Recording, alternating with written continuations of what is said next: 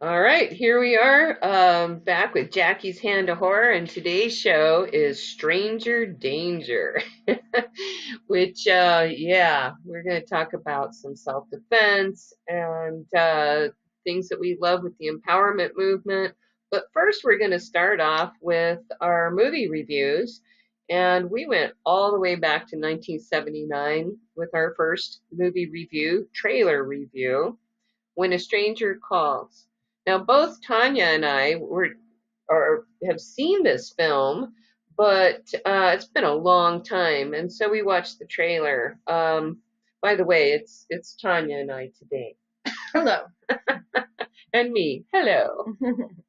So, Tanya, what do you think of this film? Or what do you think of the The trailer? trailer. Well, I saw this one many years ago, so it's time to revisit it. I don't remember a lot of it, but I remember enjoying it and it having some thrills and chills and things. But the trailer, I dig Carol Kane. I'm a big fan. Um, and the trailer just felt a little flat. I would see it for her, but it felt flat. And I don't remember the movie being like that. I guess maybe just something about the trailer. Yeah, it's kind of hard to say because it's perspective too. It was 1979, Hmm. and film has come so far since then Hmm. that it's kind of hard to put yourself back into a place of fear, and then being so young too. Because I saw it, I think, well, I was out of high school, so was I? Oh no, I'm that old. Oh no, that's a horror story. Oh, give me a moment. No, okay. Wow. 1979. So, I remember being terrified of this movie. It was scary as hell because, she's trapped she's in this house, she's babysitting. But watching the trailer, it just kind of cracked me up. It's like he's calling her and telling her to go check on the kids. And you Yeah. get the feeling that he's in the house or he's somewhere close by. But then when she calls the police, they tell her to run and to get out. Well, what about the kids? Yeah. What about the children? So I thought the trailer was pretty stupid. Yeah. But I mean, it was just like little clips that weren't connected and kind of didn't give like a full. Because I remember in the movie, we see her, we're with her most of the times. We're kind of seeing what she goes through, and the Yeah, trailer just has like a little bit of that, yeah, so you don't really get a clear idea.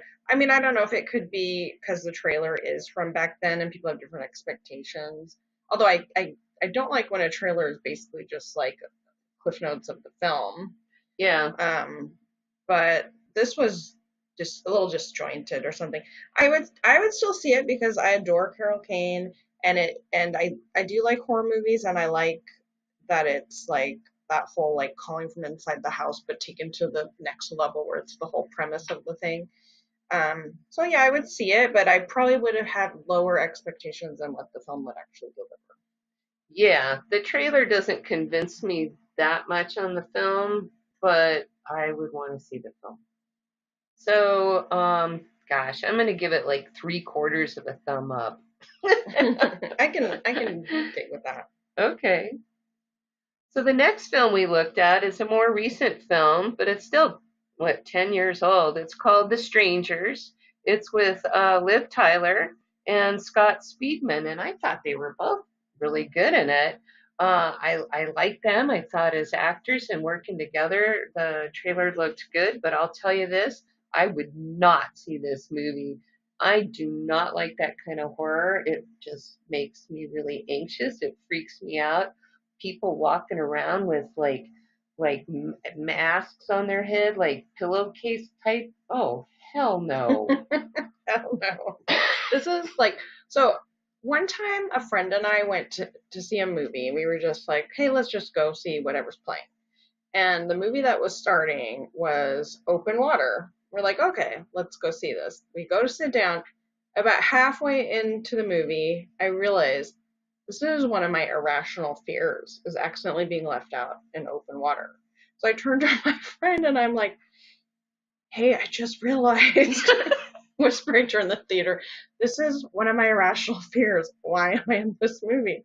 And she turns to me and goes, "Me too." And it was like that, it just gives you that, it's like an anxiety, right? Yeah. And I like horror movies for like kind of over top cool stuff and like a scary thrill, but certain things are like too much of an anxiety ride. And I think this movie looks exactly like that. Because if open water is an irrational fear of mine, strangers, I feel like, is a rational fear of mine. Oh yeah, it's entirely plausible. Right.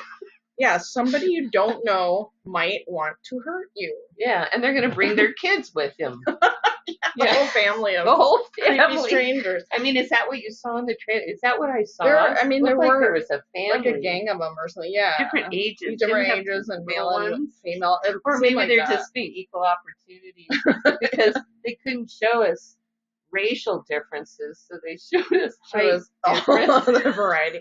Well, I think that was part of the fear factor of it, is like, who could these people be? Because this is so strange. It's not just like a group of 20 something men or 30 something men. Yeah, there's women, and yeah, that's too much. Yeah, Yeah, but I'm not seeing it. It definitely seems like, I mean, there might be more to it that would be interesting. It looks like it's well made. Yes. It definitely seems like a movie that's just gonna trigger all my anxieties. Right. So I'm going to give it a total thumbs up because it looks like a really good and really terrifying movie. But you guys go see it, and you don't Let us even know. don't tell me. I don't need to know.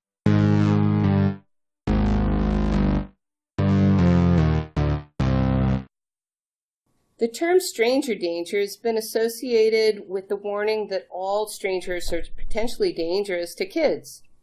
Now, I personally choose to not live in a fearful world or advocate for all to walk in fear of unfamiliar people, but I do encourage that everyone be more present and more prepared with at least a couple of tools to bring out in case they're in a situation where you or somebody that you're with may feel unsafe. So with me today is Bill Vigil. Tell us who you are. I mean, just basically, I know that you're a martial artist, you're a massage therapist, but just tell the audience. Well, my name is William Vigil, and I started in martial arts when I was 6 years old. And I've studied judo, did 16 years Brazilian jiu-jitsu, boxing, fencing, wrestling, heavy weapons, sword, spear, fighting multiple opponents, fighting in small spaces. And I'm also, along that way, I became a master of Kung Fu. So I'm an 8th degree black belt in Kung Fu, which makes me a master. That was about 25 years ago.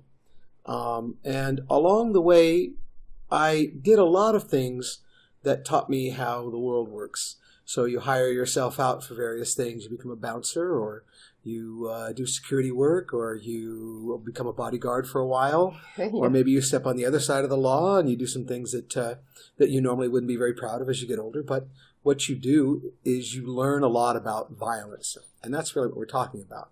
We're talking about people who want to perpetrate violence to get something that they want. They want to threaten you with violence. So when we talk about fear, I think fear is a healthy thing, because it keeps an organism looking around itself. We live in a world now where everyone has their head down. And I would say that if you're going to ask me about stranger dangers, I would say, in all the teaching that I've done, thousands of people, seminars for women, seminars for children, seminars for police, for unnamed special forces in North Carolina, all this stuff, I would say that it all comes down really to the same principle. And in order for people to remember it, I use a little acronym. It's a very easy one. WAR. W-A-R. Anybody can remember that. And it's W. You must be willing. Okay? You must be able. And you must be ready. So willing means that you have the mindset that you will do it when it happens. You're prepared when something happens. You're ready to face, willing to face it. Able means that you're physically capable of doing it. So the first one is your heart. Second one is your body, right? The last one, to be ready, means to be vigilant, always be watching. So if you are willing, if you are able, and if you are ready, then you can defend yourself. If any of these things are missing, then you're behind an 8 ball and you're going to be in trouble. Let me give you an example. So you leave the movie, it's 10 o'clock at night, and you want to text your friends and all of this stuff. Well, that's the time that someone's going to get you. When you're walking from one venue to your car, that's prime spot for someone who's going to attack you. If it were me, I wanted your money, I'd wait till you walk to your car, and I'd surprise you from behind. If you didn't have your self set up properly. Let me explain what that means. When you leave, you put your phone in the pocket, put your keys in your hand. Put the driving key in your hand. You look around before you leave the venue. You continue to look around the parking lot like the Terminator as you walk. Not with an ugly, horrible face or whatever, but you just swing your head from side to side. You make that 270 sweep over one shoulder, over the other. And before you walk down the aisle where your car is, you make sure that there's no one walking toward you. And then you open the door of your car and you get in quickly and you lock the doors behind you. Now, if you practice that day and night, you put your phone in your pocket and you stop looking down and you always look around, you'll do 2 things for yourself. Number 1, you'll see anything that's coming before it comes. You won't trip, you won't fall, you won't bump into anybody. The other thing you'll do is you're going to communicate to people around you that you are aware. I promise you that just the keeping your head up and looking around makes you less of a victim because I can't get close to you to get you before you see me and start making moves or panic or run away. I want the element of surprise. I want to get as close to you as possible, whether I have to talk to you and ask you questions, or whether I have to suck you in some other way, or whether I have to stalk you, one way or another. So you must be aware. The next thing is you gotta know what you're doing. You gotta have a plan. Even if you don't have to take martial arts to have a plan. You have to say to yourself, okay, if this happens to me now, if this person steps this way and does this thing as we're approaching each other on the sidewalk, I'm going to do this. And you have that in your mind. And you're prepared every time. So you're running this algorithm. Whenever you feel the fear, you make a plan. Right? Does that make sense? So instead of feeling like a victim, like the unknown, you go, this is how this is going to go down if something happens right now. Right? At least you have a plan. At least there's one thing you can do. And then you must be willing, you must be able to do that plan. You must have some physical way to do that. Whether it's you put your mace in your hand when you leave, or whether it's your keys in your hand, whether you have a taser, which I highly recommend, anything like that. If you feel that you want to be a physical person that way, then I would suggest you try to take some kind of martial art. Okay, and take something that is not striking based. Take something that is grabbing and choking and poking and kicking the nuts and all of these kinds of things that are very dangerous. For the simple reason that once you punch somebody in the hand, in the face with your hand, you are not going to be driving your car. You are not going to be using your keys because you have a broken hand. Okay? So in these kinds of situations, we never use our hands as clubs because that's going to, even if you think about it, if you're a policeman or in the military and you weren't able to access your gun because your hand was broken, you could be in big trouble. So we never use our hands. We use our elbows, use our knees, use our fingers like claws, but we would never punch because that would break our hands. So those are kind of some of the things. Now, there's other things you can do that, let's say it's already happened, a person's in front of you, or that you realize you're being confronted. There's one kind of startling fact that I learned that I always communicate, and I teach it in my classes when I teach assault prevention. It's very difficult to do, and you'd want to practice it before you use it, because the first time it feels very weird and authentic. But the truth is that when rapists are arrested and then they're interviewed afterward, there's one thing that a woman or a man can do. Typically, we're talking, male aggression against a female. There's one thing that the female can do that will deter that man more than anything else, startling enough, and no one guesses it, and that's to raise your voice loudly, angrily, and use curse words. Wow. As disgusting as you can possibly make it. Angry, spitting, looking straight in the eye, because it discourages that power play that he wants. It's not about sex. It's about power. And when you begin to cringe and beg, it just makes him feel better. But when you look him in the eye like his mother might look at him and call him a piece of shit, and what the fuck are you doing here? Okay? Get the fuck away from me or you're going to really get it. It gives him a bad feeling inside. It makes him think maybe this snake doesn't want to get, maybe this one's poisonous. Right? Wow. And if you don't have something with you, you put your hand in your purse and you go, come on, motherfucker, come over here. Come on. You see? And that makes that guy think twice. And it's a very hard thing to do. So you really have to practice it. And I know most people out there will think that they're going to do it the first time. But let me tell you something. I teach a lot of these seminars over the years, many thousands of people. And I teach this technique where imagine yourself laying on the ground, it's a classic situation, and someone is sitting on your chest and they're choking you. Okay? Now there's a very quick way out. It's so fast and it doesn't matter strength-wise. It's a very clever way to get out. But here's what happens. I lay everyone down. People sit on their chests. My students sit on the chest of the people who are learning. So there's someone on top of you that feels aggressive and strong. And then we practice. They practice the move. And they feel confident about the move. They throw the guy off. And they feel really good about themselves. And then I say this. I say, okay, now he's really going to choke you. He's going to close off your air. And if you don't stop him in 3 minutes, you'll be unconscious. That's going to happen right now. Okay? So now the panic is high in the room. And then I tell everyone, maybe 10% of you are going to, at that moment, you don't even know it yet because you've never faced this moment, but 10% of you are going to freeze and die. You're going to die in this class tonight because you're not going to be able to do the move. Go. And I promise you, if there are 20 people in the room, there are 2 or 3 of them who lay there like deer in a headlight with their hands laying there and they die. They stare at the person, their eyes tear up. They just killed themselves. They have the tools they need, right?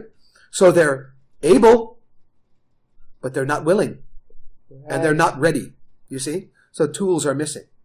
So then it takes a while for people, I mean, if you've never been choked or punched in the face or your eye gouged or your head slammed on the ground, it's not like the movies. That happens and then there's 30 seconds of you trying to, if you're not used to it, you trying to figure out what just happened. And in 30 seconds, you get stabbed a lot.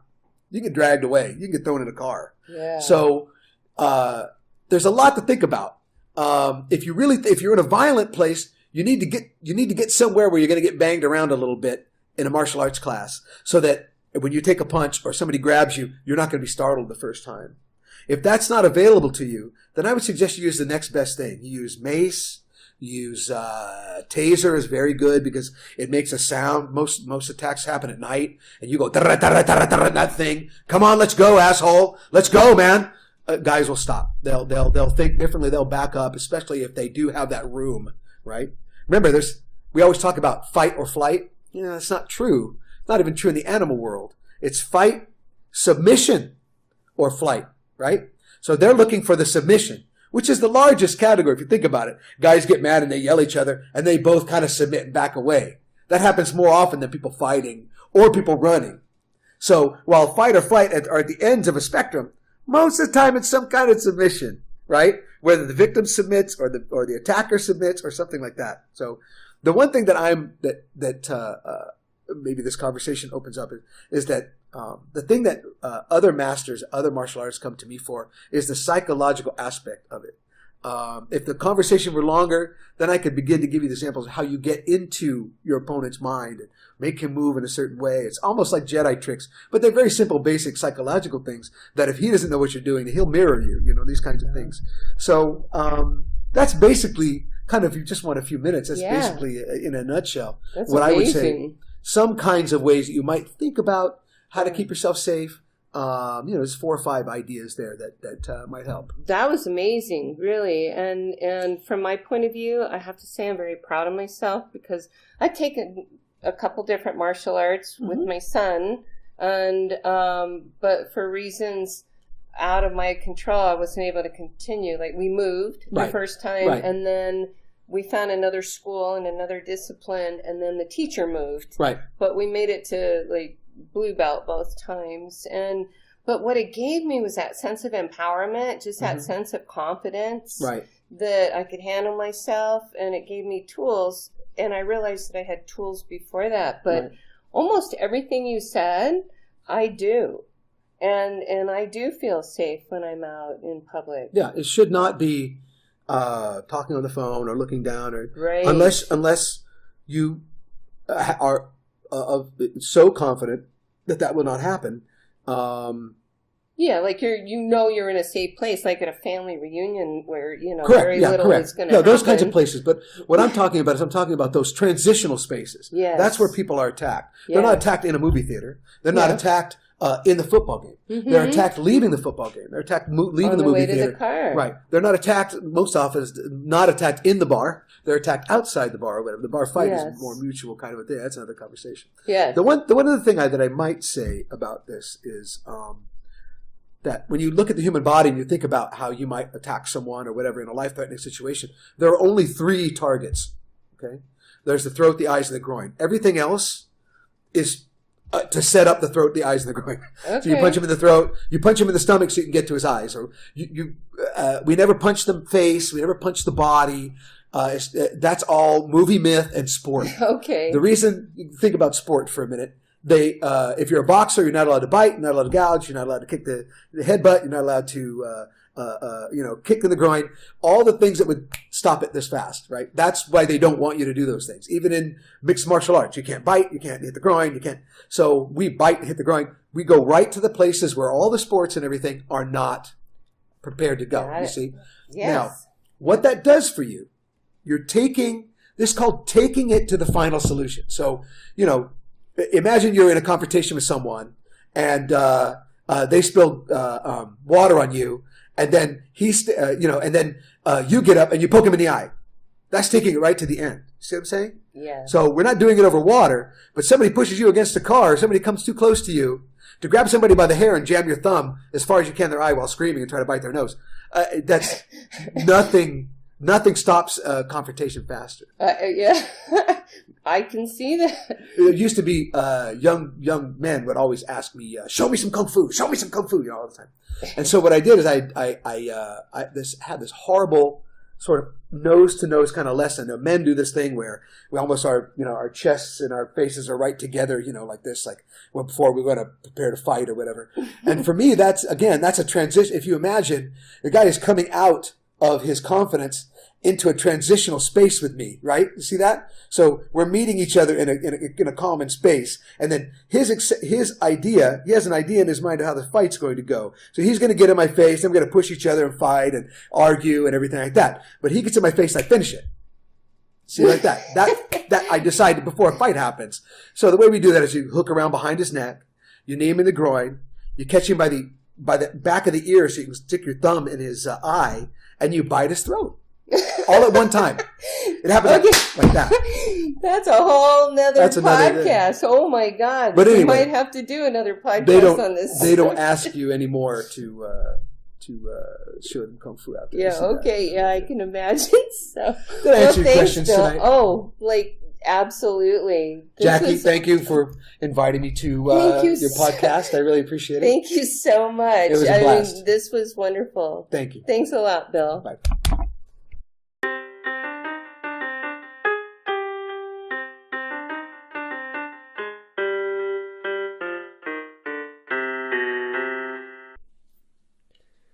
Today's interview is with Kat Long. She is a 5-time world kickboxing champion and mixed martial artist fighter with black belts in both Japanese Aikido and Chinese Kung Fu, along with training in several other styles of martial arts. She's appeared in film and was actually the stunt double in Batman Returns for Michelle Pfeiffer. So in our visit, I found her to be gentle, humble, and a very interesting woman. I hope you enjoy our talk as much as I did. I'm just so honored to be here to meet you in your home. I know you're a humble person, but you're a badass. So well, let's start with the badassery part of it that people can identify with to find you online and learn more about you. Well, in that aspect, I had been studying martial arts for a long time and then got into kickboxing. During my training in martial arts, I don't know if you want me to go into detail about that. A little bit, yeah. Okay. I mean, give us the, The short Okay. version. Let's just say I started martial arts when I was 14. Uh-huh. A friend of mine I was a freshman in high school, and a friend of mine invited me to an Aikido class on March Air Force Base. Okay. Now, I lived right next to March Air Force Base, and the West Gate was literally right there where the trailer park I lived in. So she brings me onto the base, and I meet the instructor, who is this big Buddha, big giant black guy, the sweetest, gentlest, kindest man, with the most nurturing and loving. I mean, he created such an environment that you immediately felt welcome when you walked in. And it wasn't so much that I clung to martial arts for that. I clung to martial arts because of the environment that he created when I was a kid that I did not have at home. And I craved it and wanted it, and really enjoyed being part of something that really welcomed me as a family member, literally. Yes. So I studied Aikido for 3 or 4 years, and then I met somebody who is a black belt in Kung Fu San Soo and also a black belt in Judo. Okay. I think he did Taekwondo too, just a bunch of stuff. But when I met him, I was 17, and we did a lot of training in the parks and stuff like that, and doing Kung Fu. And at first, when I was introduced to Kung Fu, I thought it was awfully violent. Okay. Yeah. But I stuck with it because I liked the guy, and we became boyfriend and girlfriend. And when I was 19, when I was 17, I was living on my own. I was starting my senior year of high school. I was on my second year of college, so I was taking college classes at night, high school during the day, working a job. I had to put myself up. I was renting a room at somebody's house because my parents ran away from home. Okay.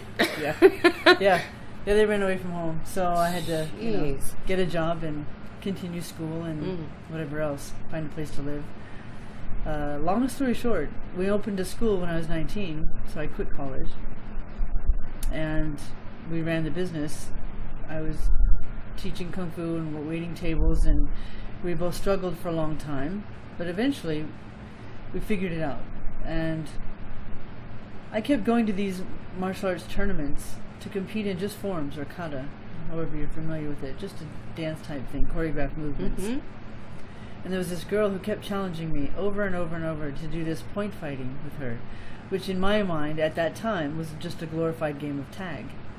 There was no substance to it. I didn't feel that there was any value to it. It just taught you bad habits. It taught you to purposely miss your strike as opposed to follow through on it. I hope that makes sense. It does. Good. Yeah. So, long story short, her instructor called my instructor, who was also my boyfriend, and asked if I'd be willing to do an exhibition kickboxing bout with her. She had done kickboxing for 2 years. I'd never done it. And I had 10 days to learn how. Okay. Yeah. Yeah. So I went to a boxing gym and learned basic boxing punches, and then fought her, and we beat the snot out of each other. And that's where I fell in love with the adrenaline rush. I had never been so scared in my life, but I realized a lot about myself, is that the more afraid I am, the faster and harder I hit. The sharper you are, the clearer. You bet. Yeah. Exactly. And it was fuel for me. Okay. And that's how I got started into kickboxing. I was already a black belt in Kung Fu San Soo and already a black belt in Aikido. Uh-huh. And getting into kickboxing, I had a few amateur fights, and then I had a few boxing amateur fights, and then my boyfriend at the time said, "Do you want to take this seriously? Do you want to become a world champion?" I said, "Sure." I didn't know what the hell it meant. Yeah, yeah. I had no idea. I don't think most people do when they start on a path that's no clue. That huge. But I did everything backwards. I mean, I had my first amateur fight after 10 days of learning how. I had a handful of amateur fights and immediately turned pro. My first pro fight was against a girl who was 18-2, and I was 0-0 as a pro. So I did everything backwards. I had a few pro fights, and then I fought for my first world title. And fighting for my first world title, the training for that was rigorous. It got to the point where I was doing 1,000 push-ups a day and Wow. 12 rounds of hitting the bag, 12 rounds of mitts, 12 rounds of sparring, 15 rounds of sparring with all men. All in one day.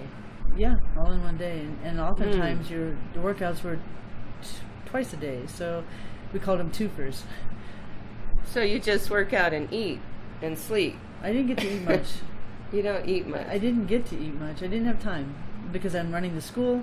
I'm also training in full time. I'm waiting tables. That's amazing. Oh, It was insane. that is insane. Yeah, but it paid off. It paid off. Okay. I my first world title fight, I had my ribs broken a week before the fight. Really? Yep. So I took the fight anyway, fought anyway, Damn. You're tough. won, thank God. And but I don't know. Looking back, I would never change it. Yeah? The experience was incredible. It really did help mold and shape me to who I am today. And the worst part about all of that, although maybe the best part about all of that, was that my boyfriend was also horribly insecure, highly manipulative, sociopathic, and horribly abusive. Really? He was a monster. Yeah. So it gave you tools. Not that it gave me tools. I refused to hit him. Uh-huh. Man. The tools it did give me was learning how not to treat people, to be kind, to be compassionate, to be caring. I can't hit somebody that I care about. I'm just not wired that way. Uh-huh. No matter how mad I am at them. Yeah. I just can't bring myself to hit somebody that I like and I care about. Clearly it was different with him, but in teaching, I fell in love with teaching, he fell in love with money. Okay. And eventually I ended up leaving to save my life. How old were you when you left? 29. You were with him a long time. Yeah, 12 Yes. years. That's It's okay. a lot. Yeah. Again, I wouldn't change it. I'm grateful for the experience. I understand that. Yeah. Yeah. Because it's those things in life that really make us Or break us. Yeah. But when they make us, Yeah. sometimes they break us, but then we Sometimes. come back out of it and, Yeah. we have those scars, but we're better for it. I agree. I Mhm. completely agree. But it's always up to your perspective. Yes. If you have that victim mentality, you're going to carry it the rest of your life, and everywhere you go, you'll be that victim. That's right. Like, in fact, that's funny. I was hoping you'd touch on that a little bit because that's what this episode's about. And Right. I was thinking about that driving over here, how people that are attacked, they're either, and you know this way better than I do, they're not paying attention, they're not present, Right. or they're giving off some sort of victim vibe. They're giving off a victim vibe, and there's a part of them that when I teach the women's self-defense, Mm-hmm. I've sat and looked at police reports on rape victims and rapists and serial killers and serial rapists and people who are just hooked on the control of somebody else Mm-hmm. because they don't have any control themselves. It's typically why they do that. Okay. Okay. Now, you take somebody who's very insecure and has zero self-confidence.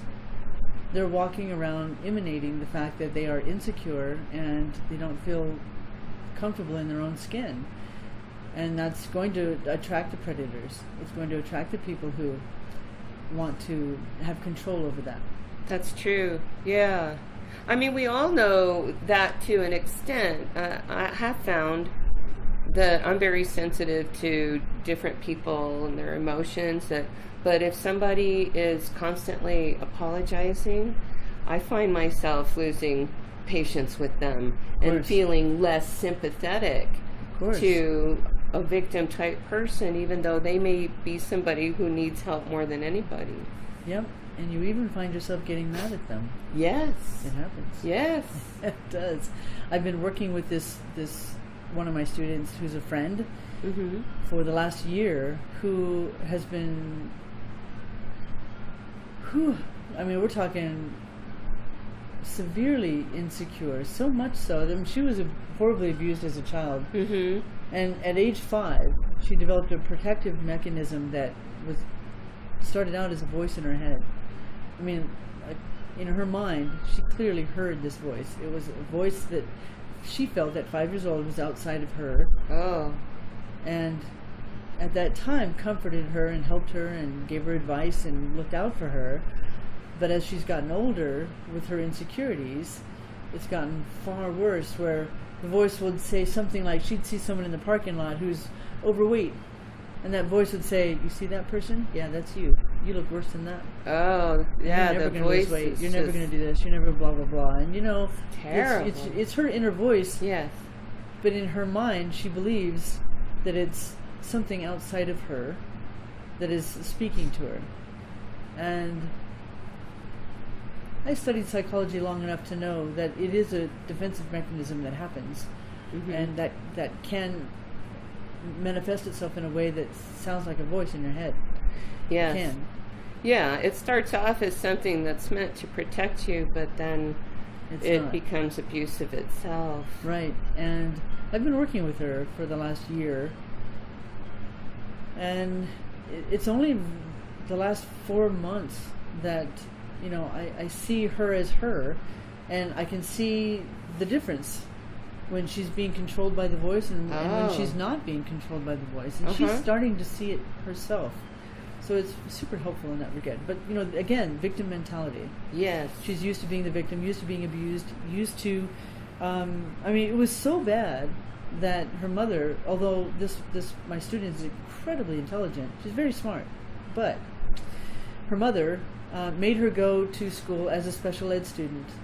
Oh. Yes, and told her all her life she was stupid and an idiot. And who are you going to believe first? Your mom. Your mom. Yeah. It's horrible.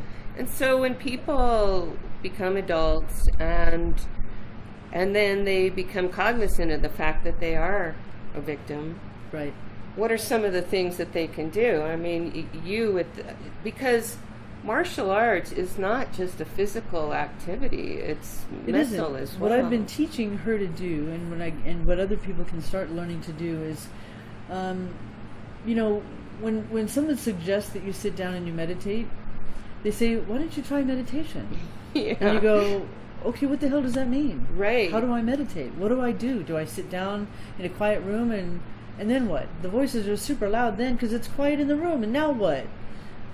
Exactly. Yes. So, in those instances, I would say try a moving meditation. It could be something as benign and simple as ironing your shirt. Yes. But you become so focused on ironing the shirt that you can not necessarily hear or even block out the voices that are going on in your head that are causing you to feel horrible, right? It could be running, it could be driving, it could be literally anything. When I do the healing work with people, especially this student of mine, I've only done one with her, and for 40 minutes straight, she heard no voice, and she didn't know what to do. It must have been uncomfortable in a way too, because she kept your saying, constant companion. I don't believe it. I don't hear anything. I don't hear anything. Normally, I'd look across and see this, and the voice would be going blah blah blah. And I said, "Look, here's what's going on. You are becoming more of you, of who you are." Let's say her name is Shelley. Okay, so she's becoming Shelley. She's realizing who Shelley is, and Shelley is not the voice that's telling her that she's a piece of shit. Yeah. Pardon my language. That's okay. Okay? She's not that. She's not fat. She's not ugly. She's not stupid. She's not all these things, because you're realizing now, I'm showing you, I'm not telling you what to do, but I'm showing you how the Shelley that I know is not the Shelley that the voice is telling you are. Yeah. And I said, now, you had 40 minutes of complete and utter freedom in your head. It was quiet. You did that. I didn't do anything special. All I did was get you into a theta state, and you did that. Yeah. So because you did that for 40 minutes, you can do it again. And so I taught her how to do a meditation. In the healing session that I did with her, it was just, I had her focus on the music. Listen to the music and breathe a certain way. So focus on the music and the breathing, and that's it. Yeah. That's all you have to focus on, and it works. Keep it simple. Right. So talk about that, because you went from this upbringing, it's interesting too. We'll talk later. I was living on my own at 17 as well. My senior year of high school, I was living with my boyfriend. There you go. And yeah, it was different than most everybody else I went to school with. But so you went from these where your parents ran away, they deserted you, and you found. Thank God you found this person that gave you some direction. This man. What, the abusive one? No. The Patrick. That was just a few years ago. But I thought like when you first started in martial arts. Oh, martial arts. That was the abusive boyfriend. Oh, Ron Granville. Oh, the Aikido instructor. Yes, as a kid, just as 14. just sometimes. It just takes that person. For me, it was my drama teacher. Right. And it was just that one person that cares and gives you a different perspective. Exactly. And then it gives you something to hold on to. So then you went into, you got the adrenaline rush, the physical combat of coming up against your own limits and going past that. And then time goes on, and then you go into healing work. And which is what you were just talking about, this right. healing work you do. So what is that you're doing? Well, let me back up just a tiny bit. Oh, yeah. When we moved into that trailer park that was right next to March Air Force Base, and I snuck onto March Air Force Base every day. Okay. I mean, a high-ranked, super strict military compound place, and I sneak on as a 14-year-old kid. I snuck on to base. I crawled through a ravine that ran along the base, that ran into the base, and the ravine that ran along the side of the trailer park, perpendicular, right? So it met like this, and the ravine went out that way into the base, and I just ducked down and crawled under the fence, and you found a way to get in okay. every single day, and I snuck out every day. Okay. Snuck in, snuck out. So when I was 10, we had just moved to that park, and I didn't know, it had a pool and a playground. And I didn't know anybody there because I had just moved in. A couple months later, school's out, pool opens up, and I'm playing in the pool, and I get shoved in because nobody knows me. They just playfully threw me in, and I drowned. And I was dead for about 3 minutes. Wow. Which is probably the most profound experience I've ever, in this physical being, I've ever experienced. Yeah. And it's not that I knew I would be doing this, but people sometimes say, what is the reason I'm here? What is my purpose on this earth? What am I here to do?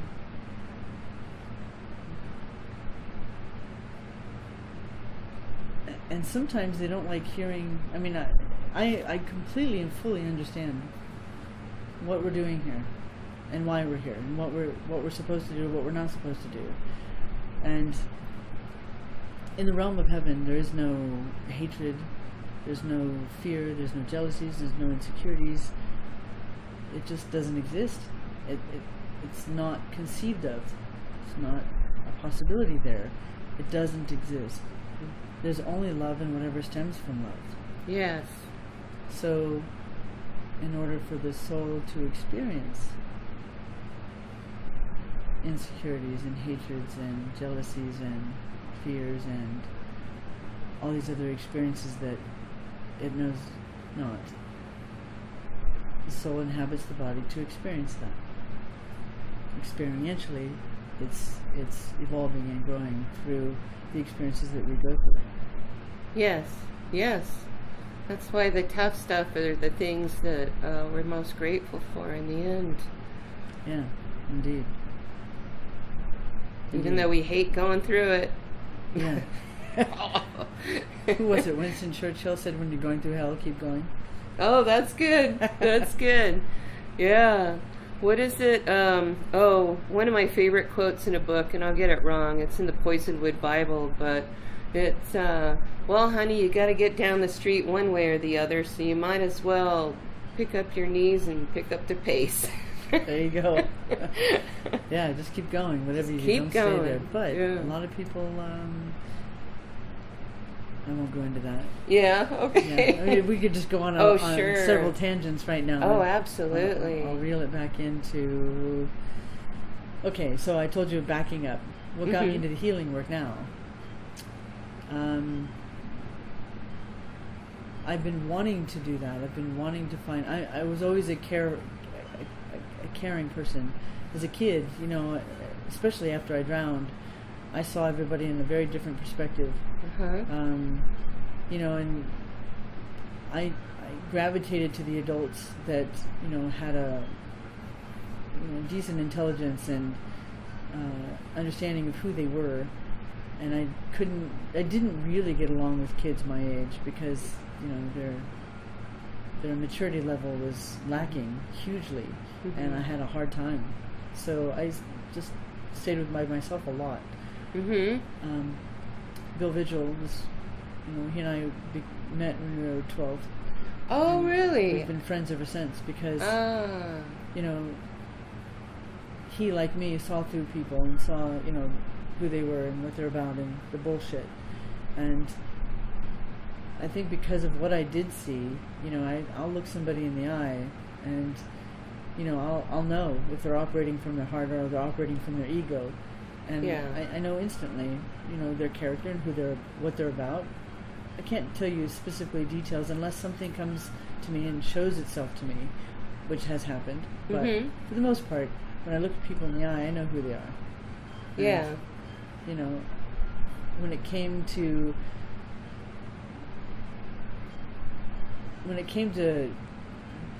working in the bar, you know, bouncing in a bar and dealing with people there, even though they're impaired, you can still tell there's good people and there's people who are, you know, just so confused and so lost and so angry at themselves and so hurt, and that's almost always why they behave the way they do. And those are the most dangerous people. A lot of times they are. They're so unpredictable from our standpoint. We can't relate to what's going on inside them. Right. Well, it's interesting how the ego works, and that it's always going like this. You made me do this. Yeah. Because you did that, I did this. Because you. Yeah. Right? Yeah. Instead, they should be saying, you did this, and you did this, and you did this, and you chose this, and you can always choose. And we all know those people. Many of us have those people in our own families. Yeah, and many there are instances when we've been those people. Sometimes Yeah. I have seen myself be that person, and when Sure. I step outside of that, ooh, don't like that much. Yeah. Yeah. It's okay though, you know. It's Yeah. As long as you're changing your perspective again. See It's who. always the hard part, isn't it? Yeah. As we get older, it gets more interesting. Yes. Huh. Yes, it does. You know, so I've always had an interest in helping people. Yeah. As a kid, it was hard for me to relate to kids my age, so I clung to the adults, and I just, you know, I had so many teachers who were good friends, you know, all through high school and junior high. Uh-huh. And the few friends that were my age that I had, I still have. They're still my friends. Yeah. Yeah. And getting in the world of martial arts, you know, and winning the titles that I did, I was so lucky that I was fighting at that time because I got a lot of media coverage. If I hadn't gotten the media coverage, it wouldn't have meant anything. I mean, I wouldn't be so quote unquote famous in that genre, in that world. Yeah, because it's all about the media and getting the word out. Yeah, Yes. I got lucky, and you know, then I did some low budget films and did choreography in a bunch of films, and it just, you know, it snowballed from there. But there are so many people who know who I am. They know who I am. Oh yeah, I know Kathy Long. Yeah. Yeah. They don't know who you are. At all. No. And this little interview is just like a tiny little unpeeling away of some layers, but yeah, there's so much more. Yeah, it's okay though. You know, I mean, Yeah. I know that early on, when I was a public figure in that world, Mhm. I realized that, you know, I have to be the kind of person that someone can look up to, not just in front of the camera, but in life. Yes. I have to be. And it wasn't so much that I did it because I wanted to be the right person for them. It was like, okay, I've gone through hell and back. I know what that's like. I know how to help people who's gone through hell and back. I know that perspective. I know it well. But I also know that you don't have to be that. Yeah. And to live with integrity, to live with decent morals. Have I done things that I regret? Of course. But to dwell on that doesn't help.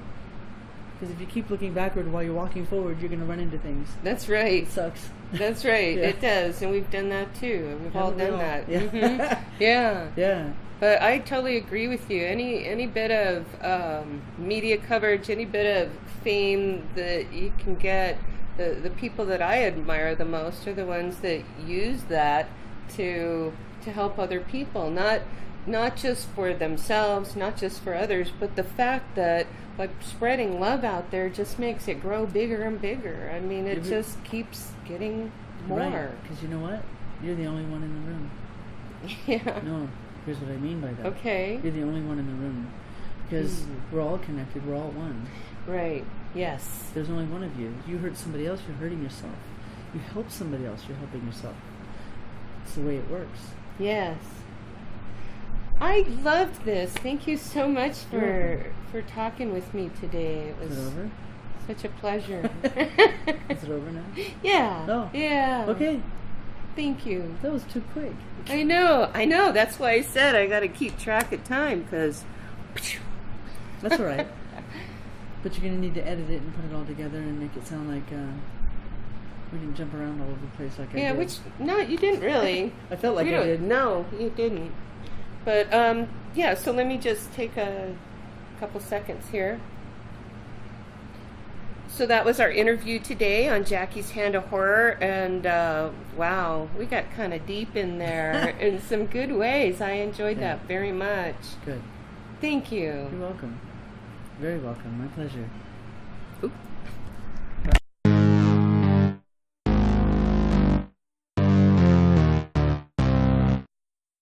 So for things we love today, and that is our ring finger. These are things that we love so much that what would we do with them for this one?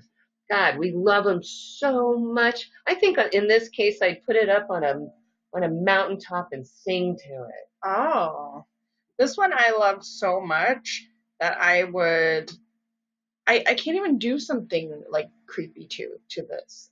I would love it so much that I would transcend and and do something nice. That's what I was just thinking. Yeah. It was like I would shift to something Yeah. totally, I don't know. I would unkidnap it, set it free. Set it free. I would unshackle it. Yeah. There you go. And the things that we love today is the empowerment movement of most recent. It's been a hard time. It's been a really tough, over a year or so, and longer than that, of course.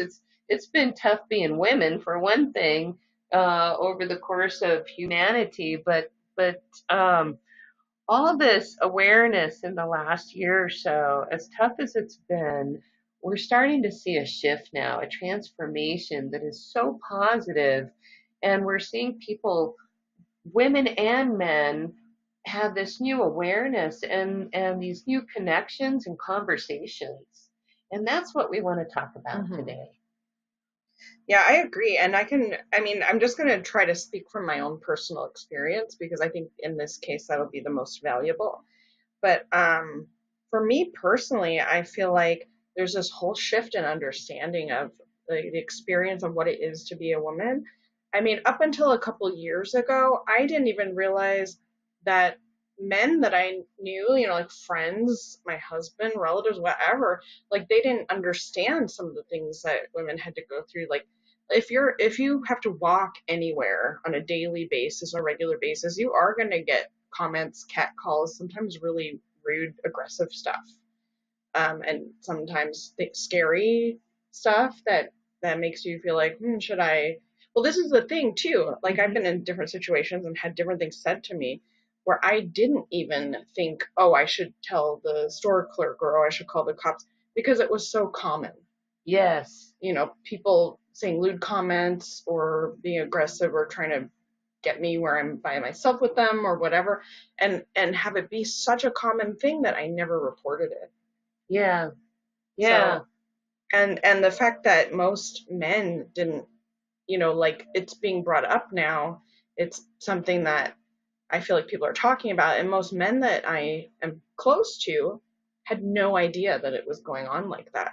And some people didn't believe it. Well, like you said, you told me a story about a mutual friend of ours, whose husband is a very enlightened man.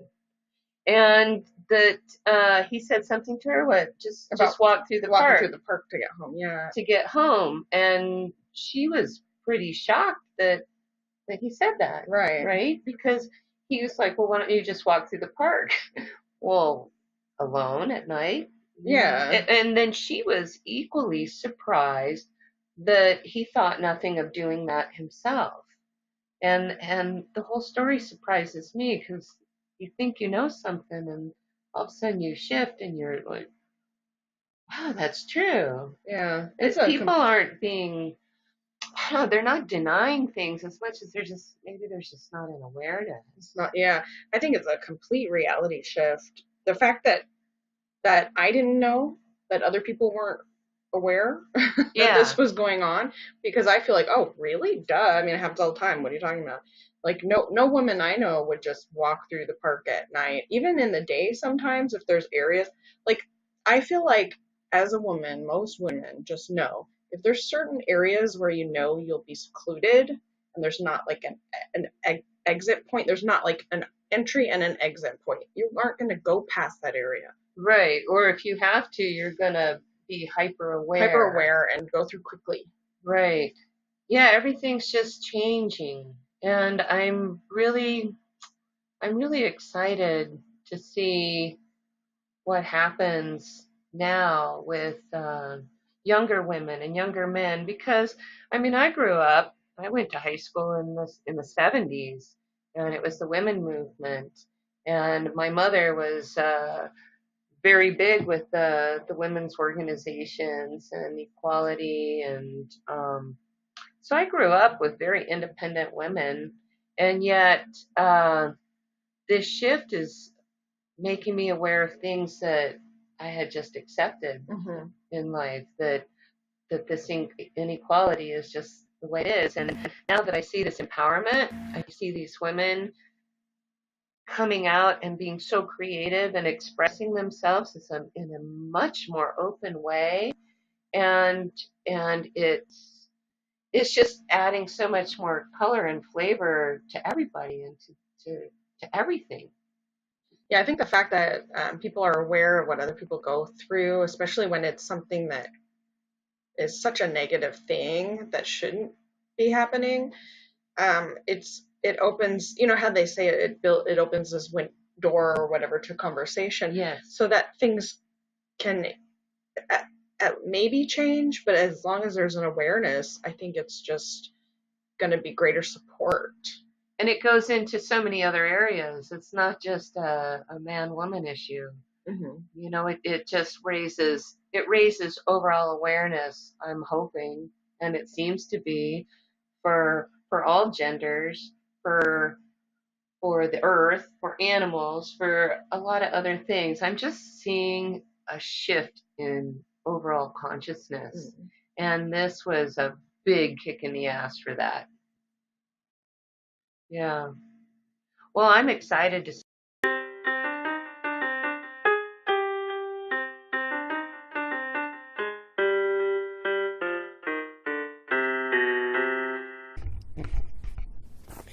So today on Jackie's Hand of Horror for Stranger Danger, I'm talking to Aradia for our Pinky section here. And hi, Aradia, how you doing today? Good. You're so funny. Where are we sitting? Where are we today? In a teepee. Isn't that amazing? Isn't it beautiful? You don't think so? It is. It's not remarkable for you. No big deal. She's like, in my life, No big deal. Isn't it beautiful, though? Yeah. Yeah. With the soft pillow. And the pillows. Last time we were in here, I fell asleep. With my dad. And your dad, my son, also fell asleep. When I woke up, you guys were all gone, and I was confused. Like, what? What's going on here? That's exactly what happened. Get to the program. So you know what? Yeah, get with the program. So that kind of falls in line with today's episode about stranger danger and the fact that you should, well, it's my house and my property, so sometimes you can totally relax. But when you're out in the world, you have to be careful. Like in the woods, things and people that you do not know can attack you or kidnap you. That's true. We're in the city, anywhere, right? Even the forest. In the forest. Cruel place. Okay, so I have 2 questions for you today on our podcast. Yeah. What is the first thing that comes to your mind when I say stranger danger? People running around and kidnapping people? So do you think there's a lot of people running around kidnapping people? No, I was just making that as a joke. Okay. So, I forgot what I was thinking about though. What comes to your mind when you think of stranger danger? Stranger people. When you're out looking for someone, someone can come behind you and kidnap you. That's possible, yeah. So can you tell me a couple ways to protect yourself? You could lick their hand. Lick their hand? Kick them. Oh, kick them. Wait, did you say lick their hand? Like If that they would go gross them out so much they would let you go? Yeah. Is that what your mom told you and your dad? No, actually, come we on, were honey. people would like my friends. We were playing a game, and someone came behind me like this, and I licked their hand. I had to. It's the only way I could actually breathe. And then I would lick their arm. Do you think that would work? Yeah, Do you really think you could just gross somebody out enough that they'd leave you alone? A grown-up? I would lick them and try and bite them. Okay. And then kick them into pain. Okay. I'm very... Have you, in school, did they ever talk about that stuff? We have a fire drill, earthquake drill. Stick with the program, me. Yeah, so... We had a protection one. Last time we had to go to, some place near the school. That's also technically the school. Uh-huh. But, where you get... what's it called? Food stamps or whatever. Okay. Yeah, we had to go there into the gym and have lunch until your your mom and dad had to come pick you up because someone's in the schoolyard and the police were trying to get that person. That's why we had to leave. Because the police were looking for somebody and you all had to go to a different place to be safe? Yeah, because it was a stranger we didn't know. Wow. And then we had honey. another drill, but no one was in the schoolyard and stuff. Okay. Miss Freilinger was talking about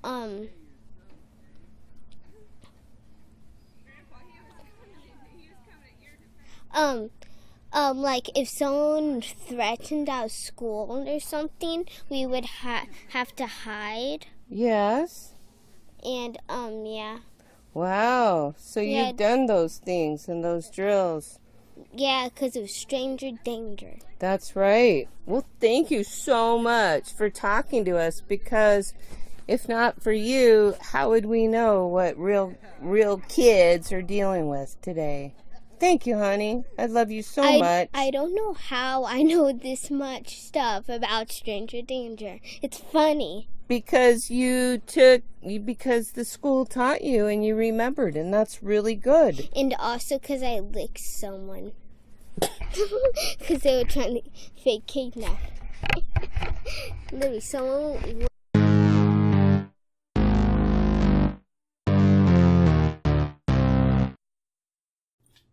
Well, thank you for joining us once again on Jackie's Hand of Horror. We've had another great episode here with my team, with Tanya. This is Tanya. And myself, and our tech support, Quinn and Natalie, and the rest of the crew at the Revival League podcast.